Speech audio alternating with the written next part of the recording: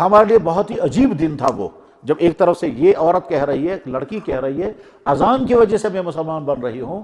وہ ہماری بڑا عجیب دن تھا، اس لیے کہ اسی دن ظہر کے بعد ایک گاؤں کے لوگ آئے، انہوں نے کہا جی ہم مسجد بنانا چاہتے ہیں۔ وہاں ایک صاحب ہیں، وہ کہتے ہیں میں مسجد نہیں بنانے دوں گا کیونکہ تم اذان پڑھو گے تو میں ڈسٹرب ہو جاؤں گا۔ پھر کیا ہوا؟ اس کو ایک ایسی بیماری لگ گئی، اب بھی کینسر میں تڑپ رہا ہے۔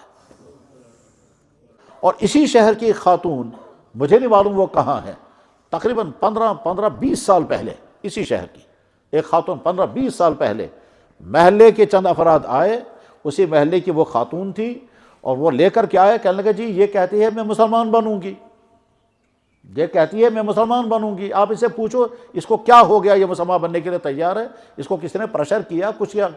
تو میں نے اسے پوچھا آپ مسلمان بننا چاہ رہی ہیں؟ کہنے لگا جی۔ کیوں؟ کیا چیز ہو؟ کہنے لگے جی مجھے اذان بہت اچھی لگتی ہے۔ ہم حیران ہو گئے اس کے بعد سن کر کے۔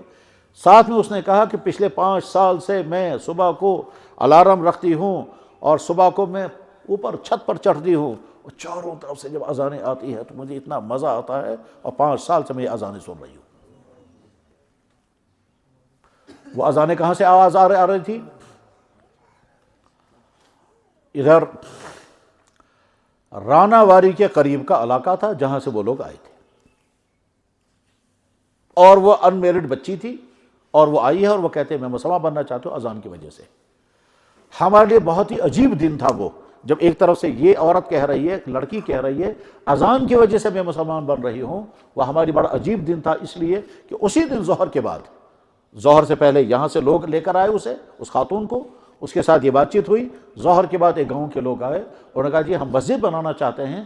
وہاں ایک صاحب ہیں، وہ کہتے ہیں میں مسجد نہیں بنانے دوں گا کیونکہ تم اذان پڑھو گے تو میں ڈسٹرب ہو جاؤں گا۔ تو ہم نے کہا یا اللہ کیا کیا نظارے ہیں۔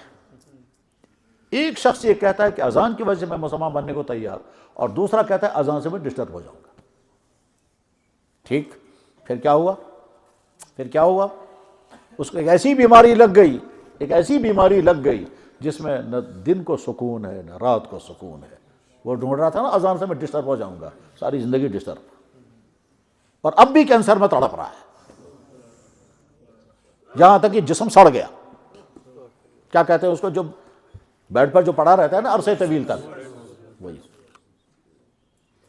گھر والے بھی کہتے ہیں خدا وہاں کرتا طور کے عالم ٹھیک، دوئے مطلب ہم یہ مر جانا چاہیے لیکن موت نہیں آتی۔